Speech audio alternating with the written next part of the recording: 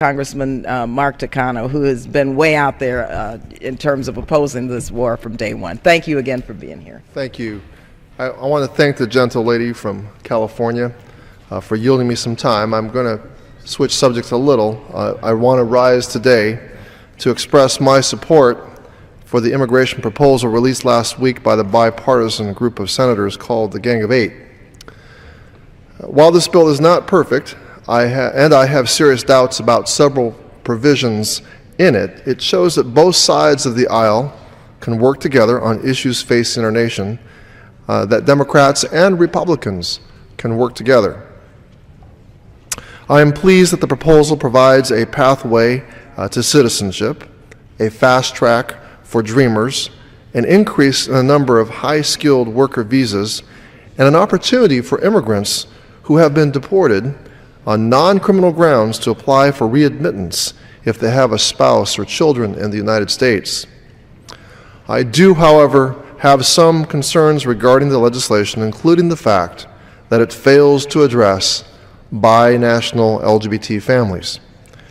More than a dozen countries allow same-sex partner sponsoring, including Australia, Brazil, Canada, Denmark, Finland, France, Israel, New Zealand, Norway, South Africa, Sweden, the United Kingdom, and many more.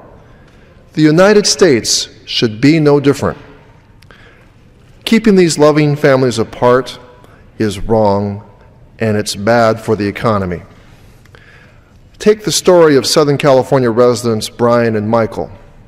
They met in 2005, became engaged next year in Paris, and were married during the brief window during which same-sex marriage was legal in California.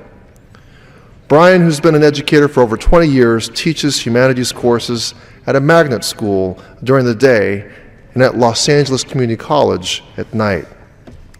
His husband, Michael, came to the United States from Malaysia on a student visa in 2005, and since then has been the perfect example of the kind of immigrant we want to keep here.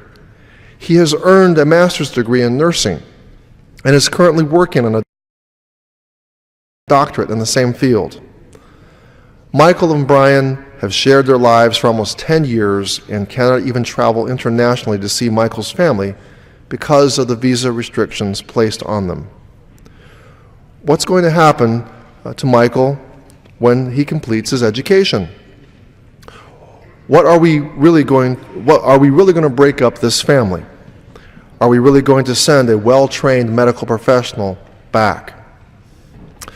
The debate on reforming our immigration system is not over. I plan on working with members of Congress from both sides of the aisle, from both houses, to ensure that binational LGBT families are given the same opportunities as everyone else.